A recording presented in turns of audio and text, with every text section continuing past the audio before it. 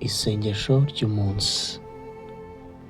Uwiteka uhaye umutima ngo uwukoreshe gushaka kwawe kandi ubeho mu buzima wifuza. Nyemerera unyakire, nemeye kuba igikoresho cyawe, nemeye kuba ushaka. Reka ubuzima bwanjye bukwiyegurire mwami, wirimbanire kukumenya no kugusobanukirwa, kuko ari wenyine ukwiriye ubuzima bw'abari mu isi.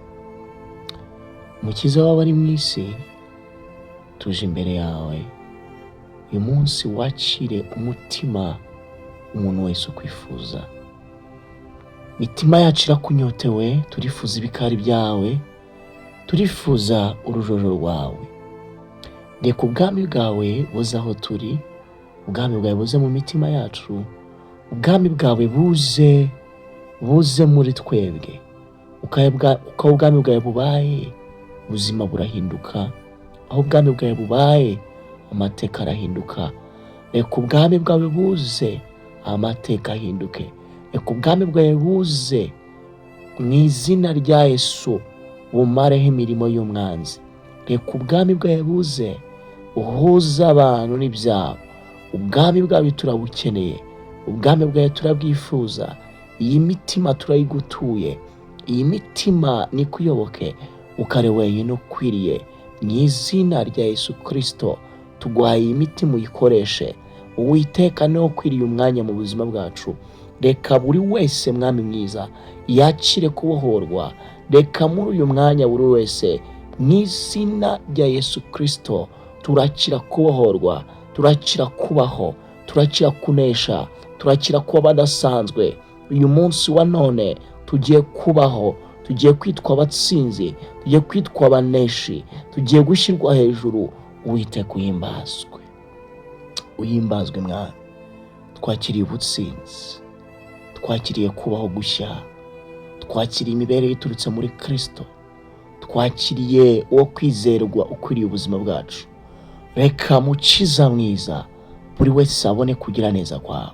Uyu mwanya reka umuntu wese ukwifuza akubonere mu biharimo, akubonere mu buzima ahagazemo. Reka umwami mwiza wakire umutima wa mwene data urimo urakwinginga cyane. Reka uyu munsi wa none dushyirwe hejuru. Reka uyu munsi wa none twongere turirimbe ko Uwiteka anesheje. Uwiteka uhimbazwe, uratuneshereje kandi uradutabaye. Tugiye kwitwa abakomeye, tugiye kwitwa abahiriwe kubw'ijambo ryawe ryavuze ngo abakuringira ntibazakorwa n'isoni. Turagushimiye mwami Imana kubw'umunsi mwiza. Turagushimiye mwami Imana bw'amahoro utanze. Haleluya, haleluya, haleluya. Himbazwe. Uyu ni umunsi wo kwishimiramo, uyu ni umunsi wo kubaho, uyu ni umunsi wo kunesha, uyu ni umunsi wo kuba udasanzwe, uyu ni umunsi wo gushyirwa hejuru, uyu ni umunsi wo kwinjira mu masezerano, uyu ni umunsi w'amahoro, uyu ni umunsi w'umunezero, uyu ni umunsi wo kwishimira mu mwami, uyu ni umunsi wari ukwiriye. Uhimbazwe mukiza mwiza, kuduhaye kubaho biturutse muri wowe. Tugiye kuba badasanzwe kubw'ijambo ryawe. We thank you Jesus for everything. Mana ushimbaye, Mana uhimbazwe kubyo ukoze mu izina rya Yesu. Amen.